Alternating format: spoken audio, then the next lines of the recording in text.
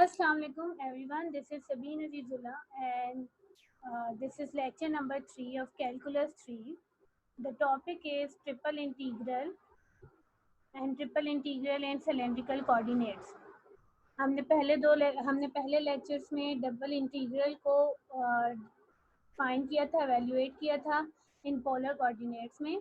आज हम triple integrate को रिव्यू करेंगे और फिर उसी ट्रिपल इंटीग्रेट को यूज़ करते हुए हम उसको सिलेंड्रिकल कोऑर्डिनेट्स में एवेल्युएट करेंगे. तो सबसे पहले हम लोग डिफाइन करते हैं कि हमारे पास ट्रिपल इंटीग्रल क्या है. The integral f of x y z dx dy dz over 3D reason.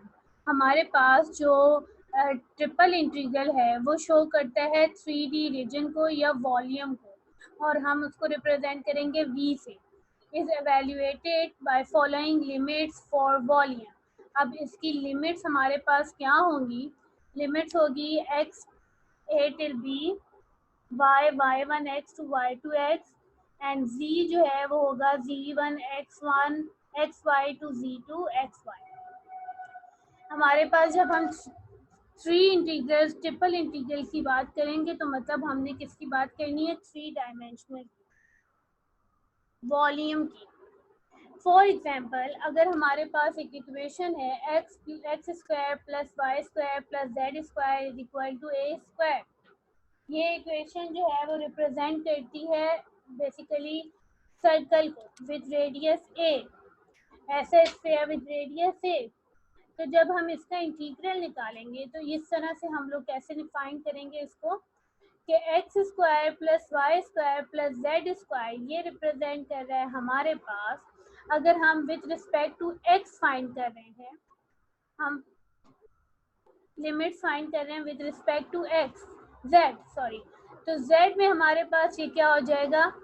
ये हमारे पास हो जाएगा z is equal to plus minus under root a square minus x square minus y square. अगर मैं सिर्फ z square को find out करती हूँ तो ये मेरे पास हो जाएगा a square minus x square and minus y square. ये मूव हो जाएगा, ये दोनों टर्म्स मूव हो जाएंगी इस तरफ, तो ये हो जाएगा minus x square minus y square, और z का मतलब हम अंडर रूट लगा देंगे. ये हमने फाइंड की हमारे पास जब हम z को फाइंड आउट करेंगे z एक्सिस पे या लिमिट्स z की हमारे पास z की लिमिट को फाइंड आउट करेंगे. इसी तरह जब हम y की लिमिट में आएंगे तो y में हमारे पास क्या हो जाएगा? X y coordinate. z coordinate क्या हो जाता है? 0 हो जाता है.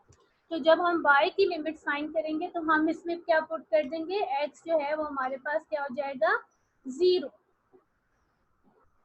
तो हमारे पास जो रिमेनिंग इक्वेशन होगी वो है x square plus Y square is equal to A square, और हम यहाँ से फाइंड कर सकते हैं कि y की जो वैल्यू है वो क्या है? Plus minus under root a square minus x square. ये हमने लिमिट फाइंड की z की, ये लिमिट हमारे पास है y की, और x की लिमिट के लिए सेम y जो है वो भी 0 हो जाएगा. तो x एक्सिस पे हमारे पास जो वैल्यू आएगी वो कांस्टेंट क्या है? Plus minus a. तो हमारे पास जो नेक्स्ट इंटीग्रल की लिमिट्स आएंगी वो होंगी लिमिट z जो है वो हो जाएगा minus under root a square minus x square minus y square till plus under root a square minus x square minus y square. y की लिमिट हमारे पास क्या होगी? Minus under root a square minus x square plus under root a square minus x square, और x की limit होंगी minus a till plus a. इसी तरह से हम लोग यही क्वेश्चन नंबर 1 फाइंड करेंगे, एवेल्युएट करेंगे. क्वेश्चन नंबर 1 में हमारे पास ऑलरेडी गिवन है limits. Evaluate function of x y z is x plus y plus z, और लिमिट्स हमारे पास गिवन है 0 till 1, 0 to 2 एंड 0 to 3. यहाँ हमें गिवन नहीं है कि हमारे पास x की लिमिट कौन सी है, y की कौन सी है, z की कौन सी है. तो जब हमारे पास इस केसेस में जब हमें ये डिफाइन ना हो कि हमने कौन सी लिमिट अप्लाई करनी है और कांस्टेंट लिमिट्स हो, ये हमारे पास कोई वेरिएबल लिमिट नहीं है. तो कांस्टेंट लिमिट का मतलब हम लोग क्या हम लोग किसी भी वेरिएबल पे ये लिमिट अप्लाई कर सकते हैं, एक्स पे भी, वाई पे भी और जेड पे भी। इसका ऑर्डर हम कुछ भी रखें, आंसर हमेशा सेम ही आएगा, आंसर जो है वो सेम ही आएगा। तो फर्दर हम इसको जब सॉल्व करेंगे तो पहले हमने विद रिस्पेक्ट टू जी किया सॉल्व, तो हमारे पास जो वैल्यू आएगी उसमें क्या होगा, जब इसको हम इंटीग्रेट करेंगे तो ये हो जाएगा एक्स जेड, इसके वाई जेड, और जेड का जो इंटीग्रेट होगा वो हो जाएगा जेड स्क्वायर अपॉन 2।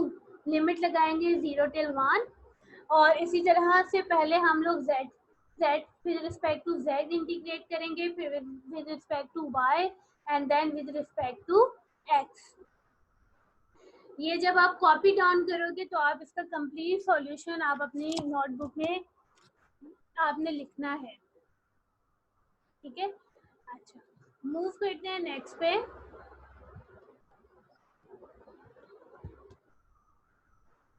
यहाँ हमारे पास गिवन है double integral of function of x y z है हमारे पास जेड, और हमने किस respect to x y and z find करना है। अब हमारे पास यहाँ लिमिट्स हैं 0 till 1 minus z, y square to 1 and 0 to 1। अगर हमारे पास ये चीज़ गिवन ना हो कि हमारे पास ये वैल्यू किस वेरिएबल की है, अगर ये हमारे पास गिवन ना हो, ठीक है, हमें नहीं पता कि ये एक्स की है, वाई की है या जेड की लिमिट्स हैं, तो हम इसको किस तरह से फाइंड करेंगे। अगर हमारे पास वेरिएबल जेड है तो वेरिएबल जेड की लिमिट जो है वो जेड एक्सिस पे या जी इंटीग्रल जी पे नहीं लगेगी, या तो ये एक्स पे लगेगी या तो फिर ये वाई पे लगेगी। तो हम इसको लिखेंगे या तो ये y is equal to 0 till 1 minus z है, या फिर x is equal to 0 till 1 minus z है। तो यहाँ आप या तो y लिख सकते हो या फिर x लिख सकते हो। सेम वेरिएबल की लिमिट्स अप्लाई नहीं होती। Same goes with y square to 1, तो ये y की लिमिट्स नहीं है, या तो x की है या फिर z की है। तो यहाँ पे डिपेंड करते हैं आप कौन सी लिमिट लगाओगे, x पे लगाओगे या z पे, आंसर जो है वो सेम आएगा, लेकिन y पे नहीं लगा सकते हम। और ये कांस्टेंट है तो जो थर्ड हमारे पास होगा उस पर ही ये लिमिट अप्लाई होगी। यहाँ मैंने जो यूज़ किया है वो मैंने क्या किया है, इस लिमिट को मैंने किया है कि x की है, ये हमारे पास है z की, क्योंकि y स्क्वायर था और यहाँ पे ये कांस्टेंट है तो y। अब इसी के रिस्पेक्ट से हम लोग इस इंटीग्रल को सॉल्व करेंगे। पहले क्योंकि हमारे पास x की है तो मैं इसको x की रिस्पेक्ट से इंटीग्रेट करूंगी। ये हो जाएगा हमारे पास z ऑफ 1 माइनस जी, या फिर z ऑफ dx की, ये हमारे पास इंटीग्रेट हो जाएगा x, और इस पे जब लिमिट अप्लाई होगी तो ये हो जाएगा 1 माइनस जी। नेक्स्ट हमारे पास है y की रिप्रेजेंट से, sorry z with respect to z, क्योंकि ये लिमिट्स हमारे पास z की हैं, z है हमारे पास y स्क्वायर टिल 1, तो हम विद रिस्पेक्ट टू z करेंगे, और फिर हमारे पास जो लास्ट आएगा वो हमारे पास होगा विद रिस्पेक्ट टू y, जो कि क्या है 0 till 1, तो हमारे पास ये आंसर आएगा, ठीक है। तो ये बात ध्यान में रखनी है कि हमारे पास इंटीग्रेशन में हमारे पास जिस लिमिट में जो वेरिएबल होगा वो उसकी लिमिट नहीं होगी, वो हमने वेरिएबल को चेंज करना है। ओके, तो नेक्स्ट है हमारे पास, ये हमारे पास था रिव्यू ट्रिपल इंटीग्रल का, जो आप लोग पहले भी पढ़ चुके हो लास्ट सेमेस्टर में, लेकिन ये सिर्फ रिव्यू था ताकि आप लोगों को रिकॉल हो जाए। अब हम आते हैं अपने टॉपिक पे, जो कि हमारे पास क्या है, स्फेरिकल कोऑर्डिनेट पे।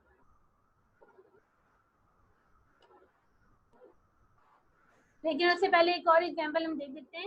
Evaluate the triple integral over the rectangular box G. अब जी यहाँ पे क्या रिप्रेजेंट कर रहे हैं, volume of the rectangle defined by the inequalities. ये इनइक्वालिटीज गिवन है। एक्स जो है वो लाई कर रहा है -1 से 2 तक, वाई जो है वो लाई कर रहा है 0 से 3 में, और जेड जो है वो लाई कर रहा है 0 से 2 में। तो हम यही लिमिट अप्लाई करेंगे।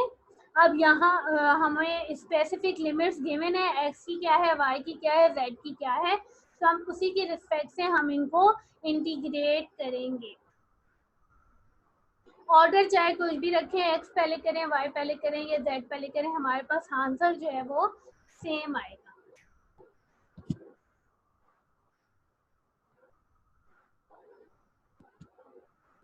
Okay, one more is let G be the wedge in the first octant that is cut from the cylindrical solid. Y square plus Z square is lesser than and equal to 1 by the plane y is equal to x and x is equal to 0. evaluate करना है हमने इसका volume. हमारे पास function of x y z क्या है, z of d v d v क्या represent कर रहे हैं, डी एक्स डी वाई और डी जेड वॉल्यूम है। अच्छा, अब हमारे पास जो वैल्यू थी वो क्या है, y square plus Z square is equal to 1। तो यहाँ से हम z की जो है वो लिमिट फाइंड कर सकते हैं कि z हमारे पास हो जाएगा √1 माइनस वाई स्क्वायर। ओके, हमारे पास जो है ये फाइंड हो जाएगी कि z की लिमिट क्या है, वो हमारे पास 0 से 1 माइनस √1 माइनस वाई स्क्वायर। जब हम लिमिट चेक करेंगे y की या x की, तो x y प्लेन में हमारे पास ये हो जाएगा, z जो होगा वो हमारे पास हो जाएगा 0। यहाँ से हमारे पास ये जो value y square plus Z square is equal to 1, इसका मतलब जो हमारे पास ये सिलेंड्रिकल सॉलिड है इसका रेडियस भी क्या है, 1 ही है। ठीक है, तो ये हमारे पास थ्री डायमेंशनल पे हमारे पास ये फिगर है। इसमें देख सकते हैं कि हमारे पास z जो है वो लाई कर रहा है 0 से √1 माइनस वाई स्क्वायर पे। इसमें हमारे पास जो y है वो कहाँ तक आ रहा है, 0 से 1 तक, और x क्या है वो 0 से y तक है। इसको फर्दर किस तरह से फाइंड करेंगे कि हमने इस पे पहले हमने z की फाइंड की कि z हमारे पास क्या है 1 माइनस वाई जेड स्क्वायर, हमारे पास यहाँ से फाइंड होगा 1 minus y square and further z is equal to √1 minus y square. जब एक्स वाई प्लेन पे होगी इक्वेशन तो हमारे पास z जो है वो क्या हो जाएगा, 0। जब z 0 हो जाएगा तो इस इक्वेशन में हमारे पास होगा वाई स्क्वायर जो है वो 1 के बराबर और y जो है वो 1 के बराबर। तो लिमिट्स ऑफ y आएंगी 0 till 1, लिमिट्स ऑफ z आएंगी 0 till √1 माइनस वाई स्क्वायर, और यहाँ पे हमारे पास x की लिमिट क्या आएंगी 0 till y। ये लिमिट हमने अप्लाई करनी है। इसमें हमारे पास जो x की लिमिट है, ये x की लिमिट है, ये y की लिमिट है 0 till 1, ये x की है, और ये हमारे पास है z। z की हमने कैसे फाइंड की, इस इक्वेशन से कि z स्क्वायर बराबर है 1 माइनस वाई स्क्वायर के, और z है हमारे पास √1 माइनस वाई स्क्वायर के। y की हमारे पास क्या हो जाएगी, जब हम y की मालूम करेंगे तो हम क्या करेंगे, z को यहाँ पे 0 कर देंगे और यहाँ से हमारे पास आएगी y is equal to 1, means y की जो लिमिट्स हैं वो किस में लाई करनी है, 0 से 1 में, और x जो है वहाँ यहाँ हमारे पास गिवन है कि x क्या है 0 एंड 1। ठीक है, okay, so by using this in this limits we will integrate function of x y z जो कि क्या है z है, और इसमें हम लिमिट हम z x और y की लिमिट अप्लाई करेंगे और यहाँ से हम लोग फाइंड करेंगे इसका वॉल्यूम किसका, सिलेंड्रिकल सॉलिड। ठीक है, ये जब आप इसको अपनी नोटबुक में डालेंगे तो आप इसमें आपने इसका कंप्लीट सॉल्यूशन लिखना है step by step. Okay, now we will move to the next topic, that is cylindrical coordinates. Cylindrical coordinates क्या है? In a cylindrical coordinate system, a point P in space is represented by an order triple. हम triple integral की बात कर रहे हैं तो इसमें हमारे पास वेरिएबल भी क्या होंगे, 3 होंगे। हमने डबल इंटीग्रल में पढ़ा था पोलर कोऑर्डिनेट्स, अब हम सिलेंड्रिकल कोऑर्डिनेट पढ़ेंगे ट्रिपल इंटीग्रल में। तो हमारे पास इसमें जो वेरिएबल्स होंगे वो क्या होंगे, r, theta and z। R and theta हमने पहले भी पढ़ चुके हैं कि आर और थीटा किसको रिप्रेजेंट कर रहे हैं।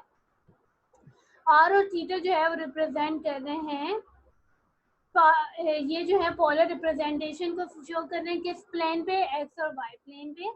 आर क्या शो करता है, directed distance from the origin in the x y plane. और आर को हमारे पास जो रे बनती है उसको, और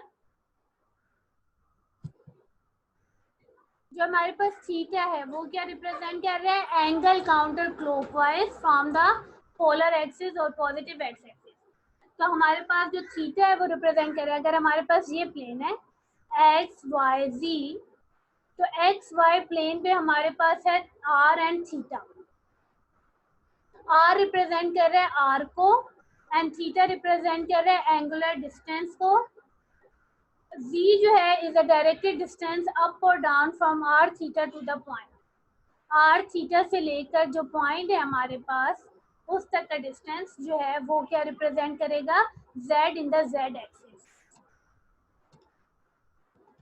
ओके, तो इस फिगर में आप देख सकते हो ये हमारे पास है x एक्सिस, ये हमारे पास है y एक्सिस, ये हमारे पास है z एक्सिस। हमारा पॉइंट यहाँ लाई कर रहा है, तो ये जो आर्क है वो क्या फाइंड करेगी हमारे पास, आर को इसमें इस दरमियान जो पॉइंट तक हमारे पास एक एंगुलर डिस्टेंस है वो हम रिप्रेजेंट करेंगे थीटा को, और ये आर थीटा से जो डिस्टेंस है पी तक का उसको हम रिप्रेजेंट करेंगे जेड जी से, जेड एक्सिस।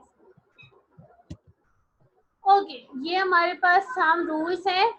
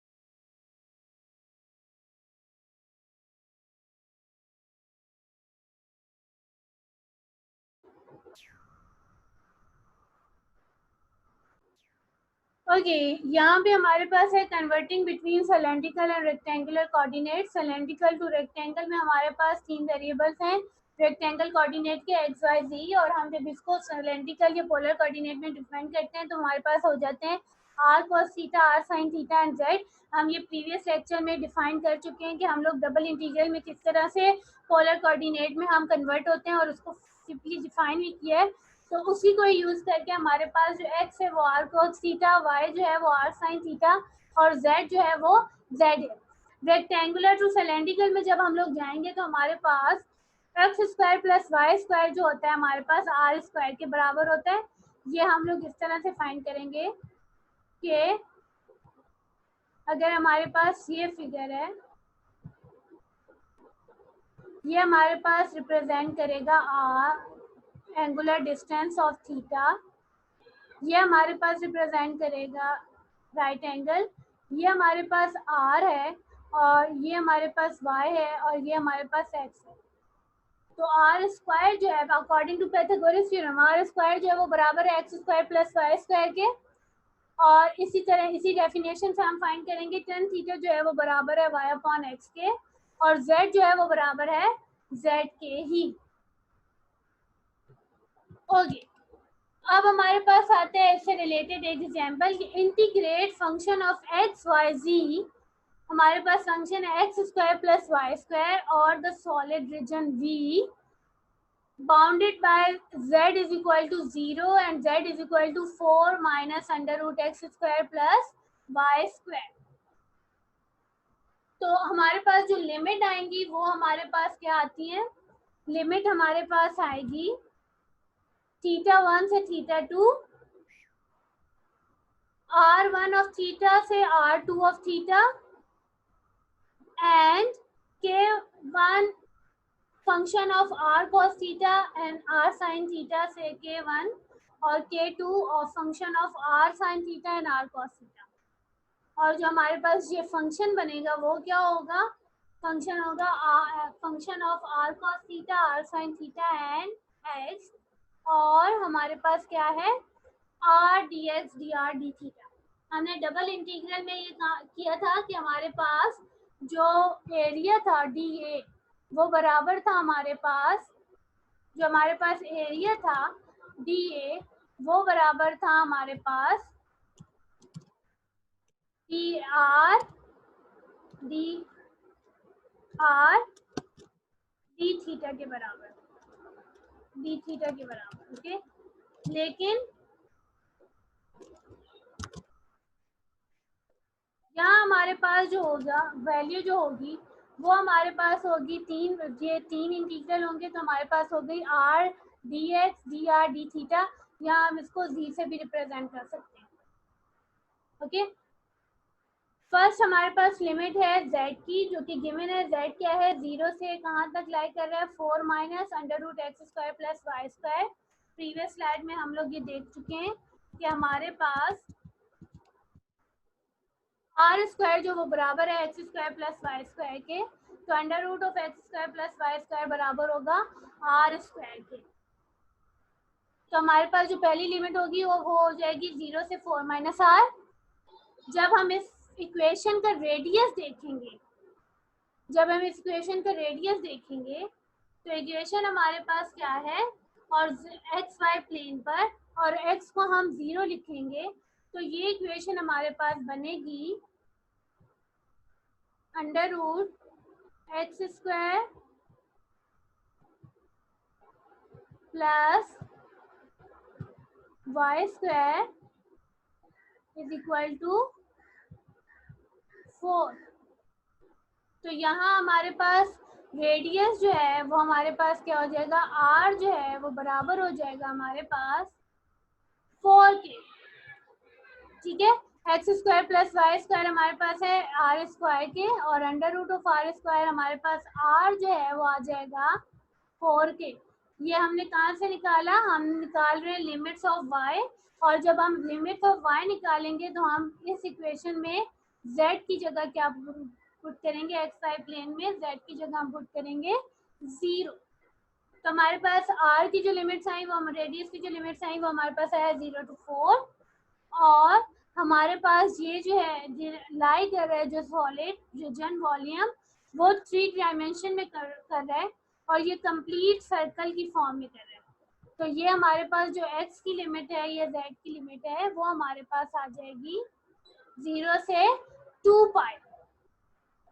ये जो हमारे पास एंगुलर लिमिट्स है वो कंप्लीट आ जाएगी 0 से 2 पाई, क्योंकि ये कंप्लीट सर्कल की फॉर्म है। ओके, तो फर्दर हम लोग इसकी जगह हमारे पास फंक्शन है x square plus Y square, उसकी जगह हम पुट करेंगे आर स्क्वायर, और डी वी की जगह हम पुट करेंगे ये complete function r d x की जगह हम d z d r d theta, और इसको फाइंड करके हम लोग ये फर्दर इक्वेशन जो है वो हम फाइंड आउट करेंगे, इसको एवेल्युएट करेंगे first with respect to z, then with respect to r, and then with respect to theta। तो ये हमारे पास आंसर आएगा 96। एक और क्वेश्चन है using cylindrical coordinates to evaluate. अब ये लिमिट्स हमें गिवन है, लिमिट्स क्या है हमारे पास, -3 से 3,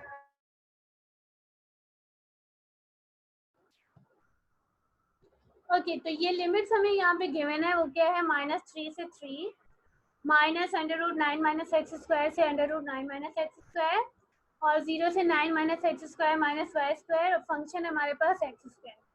अगर हम लिमिट से ही देख लें तो हमने पहले ये डिस्कस किया है कि अगर हमारे पास वेरिएबल आ रहे हैं तो उन वेरिएबल की लिमिट नहीं होगी, दूसरे वेरिएबल्स की लिमिट होगी। तो यहाँ हमारे पास एक्स स्क्वायर और वाई स्क्वायर लिमिट में मौजूद है। इट्स मीन ये जो लिमिट है वो रिप्रेजेंट कर रही है जी प्लेन पे।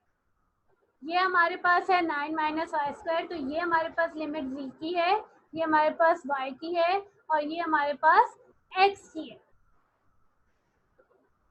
अब जब हम इसको सिलेंड्रिकल कोऑर्डिनेट्स में कन्वर्ट करेंगे तो ये हमारे पास एक्स स्क्वायर जो है वो चेंज हो जाएगा। x हमारे पास बराबर होता है r cos थीटा में, x जो है वो बराबर है r cos थीटा, तो एक्स स्क्वायर जो वो बराबर हो जाएगा r square cos square theta. 0 9 minus x square minus y square, अगर माइनस यहाँ से कॉमन ले लूँ तो ये हो जाएगा x square plus Y square, और जो कि बराबर है आर स्क्वायर के। ये हमारे पास लिमिट है minus under root 9 minus x square and under root 9 minus x square plus and negative. ये हमारे पास जो है ये रिप्रेजेंट कर रही है कि हमारे पास जो इक्वेशन है वो है x square plus Y square is equal to 9। Y तभी हमारे पास बनेगा अगर मैं यहाँ से ये इक्वेशन लिखूँ, तो इसका मतलब ये इक्वेशन मेरे पास तभी बनेगी 9 माइनस एक्स स्क्वायर और further under root of 9 minus x square. तो हमारे पास जनरली जो इक्वेशन है एक्स वाई प्लेन पे वो है x square plus Y square is equal to 9। इसका मतलब हमारे पास जो रेडियस है वो हमारे पास क्या है 3, फ्रॉम 0 टू 3। ये हमारे पास जो रेडियस बना है, जो आर्क बनी है, वो हमारे पास कहाँ तक बनी है 3 तक। और अगर हम एक्स एक्सिस की बात करें तो एक्स एक्सिस पे ये हमारे पास कंप्लीट रोटेशन में है, एक कंप्लीट राउंड में, कंप्लीट सर्कल में। तो ये हमारे पास रिप्रेजेंट हो जाएगी 2 पाई। कंप्लीट सर्कल की जो रोटेशन है उसको हम किससे रिप्रेजेंट करेंगे 2 पाई से। तो ये हमारे पास लिमिट कन्वर्ट हो जाएंगी 0 से 2 pi y square is equal to 9 minus x. ये इस इक्वेशन से हमारे पास हमें मालूम होगा कि जो रेडियस है वो हमारे पास क्या है 3 है, और further in the z axis जो है हमारे पास क्या है 9 माइनस आर स्क्वायर। तो इस तरह से इसको फर्दर हम लोगों ने बारी बारी z axis with respect to z, with respect to r and with respect to theta find out करना है। ये आज का कंप्लीट लेक्चर था। इसमें हम लोगों ने डिफाइन किया सिलेंड्रिकल डबल इंटीग्रल को, रिवाइज किया, रिव्यू किया। उसके बाद हमने ट्रिपल इंटीग्रल को सिलेंड्रिकल कोऑर्डिनेट्स में एवेल्युएट किया। नेक्स्ट में हम लोग ट्रिपल इंटीग्रल को स्फेरिकल कोऑर्डिनेट में देखेंगे। तब तक